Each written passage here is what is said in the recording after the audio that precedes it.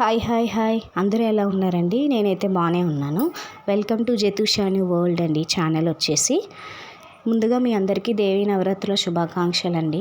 మొన్న అలా ఒక 2 days బ్యాక్ అండి beach road, MVP colony, Kailasagiri అలా వెళ్తూ చూస్తూ ఉంటే లైటింగ్ సెట్ అనేది చాలా బాగా పెట్టారండి. దేవీ నవరాత్రులు కదండి మనకి, దానికోసమని చాలా బాగా పెట్టారు. చాలా బాగుంది, నాకైతే చాలా బాగా నచ్చిందండి.